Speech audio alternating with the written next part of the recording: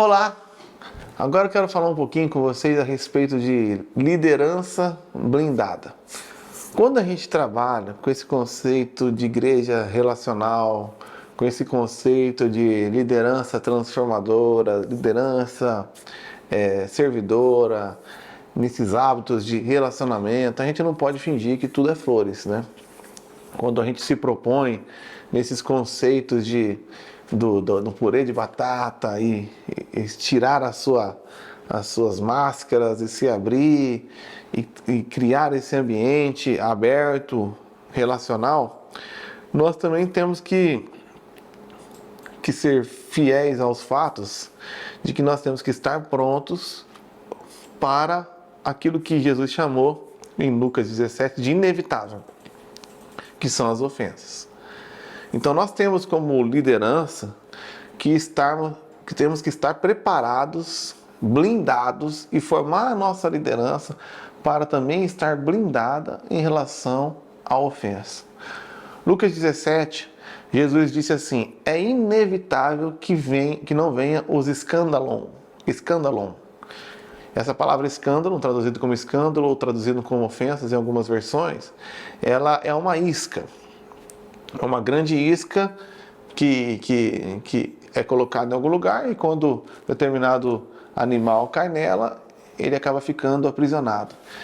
E tem um livro que eu acho interessante chamado A Isca de Satanás, o pastor John Bevere, e ele fala que a grande isca que o nosso inimigo tem usado para desmobilizar ou para nos paralisar no contexto ministerial e dentro do contexto eclesiástico, tem sido as ofensas.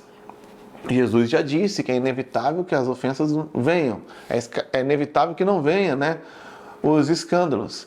E principalmente quando a gente se abre para essa vida relacional, acaba vindo com mais facilidade, porque nós estamos tratando com pessoas feridas, e pessoas feridas ferem. Então nós precisamos estar atentos, cientes dessa inevitabilidade para que a gente possa saber como reagir a isso que Jesus falou mais uma vez, é inevitável. Então nós precisamos criar o que eu chamo de liderança blindada, um entendimento de como nós podemos reagir a determinadas situações. Porque se a gente não fizer assim, o que geralmente acontece? A gente começa a se abrir, começa a investir na vida do outro, começa a fazer ali o nosso melhor e de repente aquela pessoa me ofende e com a ofensa vem um bloqueio. Eu acabo paralisando no propósito que Deus tem para a minha vida de manifestar o seu amor e a sua graça através de um relacionamento discipulador.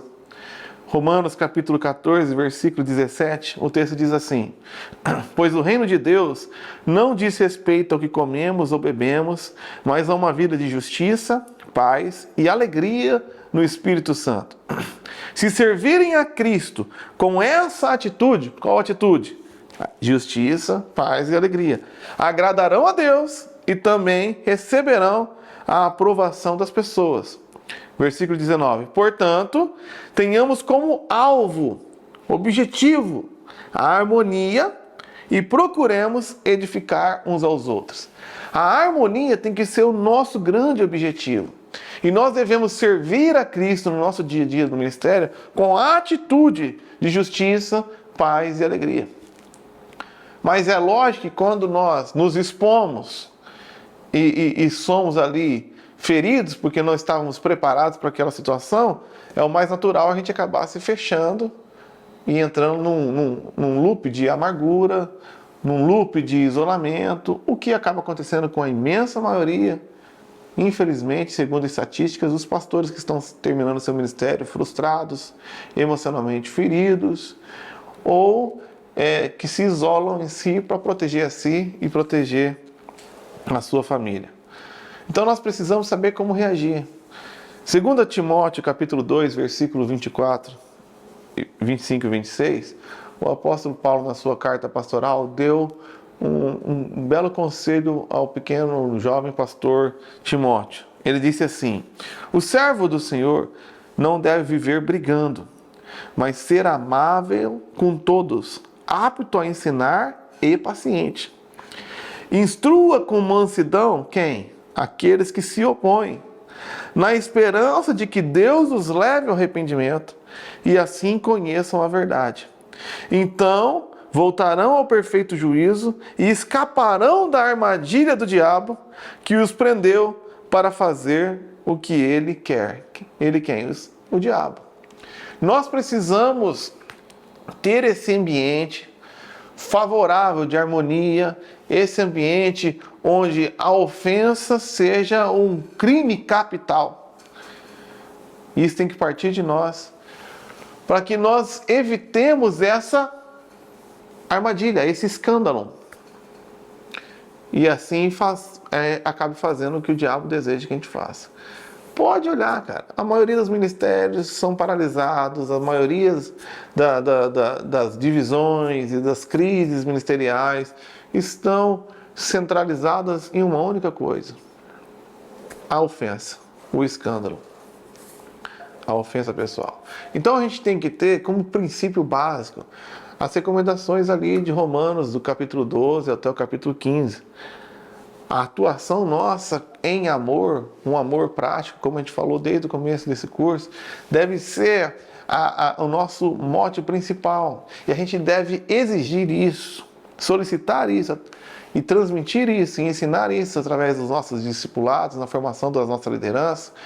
Nós devemos transmitir isso como o nosso meio inegociável de agir. Mas sempre cientes que, de alguma forma, inevitavelmente, hora ou outra, mesmo que a gente não promova a ofensa pode nos encontrar. E nós precisamos estar cientes para não cair nessa armadilha e fazer também o que o diabo quer. Então nós temos que estar pronto para quê? Lucas 17, quando Jesus falou que seria inevitável que viesse o escândalo, mas ai do homem por quem vem. Ele fala então depois no versículo 3, acautelai-vos, se teu irmão pecar contra ti, repreenda-o, e se ele se arrepender, perdoa-lhe. Nós, como líderes, temos que estar aptos, prontos para confrontar em amor e com paciência esperar que essas pessoas sejam conduzidas ao arrependimento e perdoar. Não se isolar. Isolar não é uma opção. Se amargurar não é uma opção. Confrontar e perdoar é a única opção. E se por 7 vezes no dia essa pessoa te ofender, e se ela se arrepender e pedir perdão e te ofender mais uma vez, como acontece, e se 7 vezes vier ter contigo dizendo estou arrependido, perdoe. Então os apóstolos disseram ao Senhor, meu Deus, aumente a nossa fé. De fato é um desafio tremendo, mas a gente precisa estar ciente que nesse projeto relacional, nesse projeto onde a gente se desarma, onde a gente se descasca, onde a gente se expõe, onde a gente doa a nossa vida, nós temos que estar preparados para liberar perdão e confrontar o erro e criar uma cultura, um ambiente isento da ofensa, pelo menos da nossa parte. Uma coisa que nos ajuda muito é o mandamento do Senhor de amarmos uns aos outros de maneira incondicional. Um amor ágape, um amor que não espera nada em troca, um amor que ocorre na prática por obediência a Deus e que podemos fazer porque nós amamos, porque Ele nos amou primeiro. Um amor que não está atrelado a uma resposta positiva. Porque se o mais natural, já falei aqui talvez essa frase, que o vício da virtude é a intolerância, é que quando a gente começa a se doar, quando a gente começa a amar, quando a gente começa a entregar nosso tempo, a nossa atenção, formando as pessoas, é quase que natural, humano, a gente começar a criar grandes expectativas desse retorno. Mas a gente não deve se mover pela expectativa, a gente deve se mover pela perspectiva. A gente não faz o que faz por causa do resultado que pode vir a acontecer. Nós devemos fazer o que a gente faz por simples e pura obediência ao que Deus nos comissionou como maior autoridade a fazer. Porque se eu crio uma grande expectativa, naturalmente eu serei frustrado e essa expectativa frustrada vai me conduzir a cair nessa armadilha de Satanás e me isolar e parar de servir a Deus com alegria, com paz, com justiça. Vai me conduzir a agir com parcialidade, vai me conduzir a agir com rancor.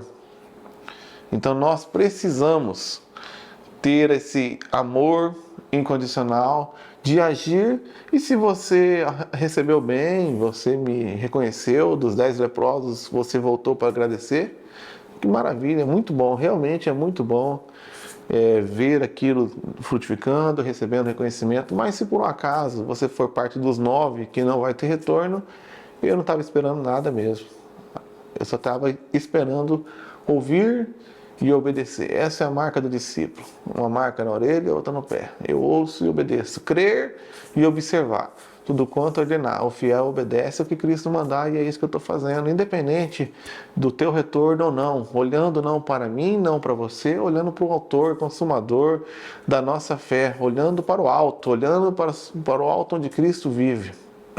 Essa é a única maneira, fixar os nossos olhos em Cristo, para que a gente possa permanecer firme na caminhada, servindo a Deus, buscando a harmonia com justiça, paz e alegria. Steven Lawson falou: se eu olho para as circunstâncias, eu me desencorajo. Se eu olho para as pessoas que me cercam, eu desanimo. Se eu olho para a minha própria potencial, eu deprimo.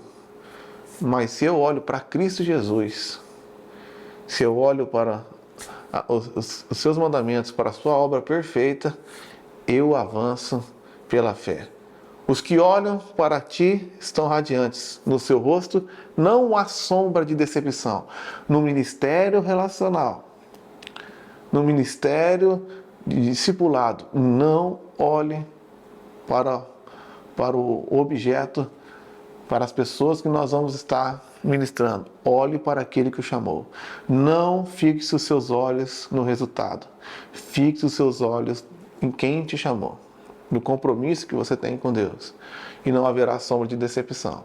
Se focar no que você espera que aconteça, você vai se frustrar. Se você fizer isso para obter alguma coisa, você vai se frustrar. Se você entende que isso é mandamento de Deus, você vai se tornar um cara imparável, mais do que vencedor em Cristo Jesus, e vai experimentar coisas espetaculares que você sequer imaginou, porque Deus é fiel e poderoso para fazer infinitamente mais do que tudo que pedimos ou sequer pensamos, segundo o poder dele que opera em nós. E o poder dele opera pelo amor, o poder dele opera pela fé, e a fé está condicionada a fixarmos os nossos olhos em Cristo Jesus, e não em nós mesmos, e muito menos naqueles que recebem a nossa ministração e os nossos cuidados.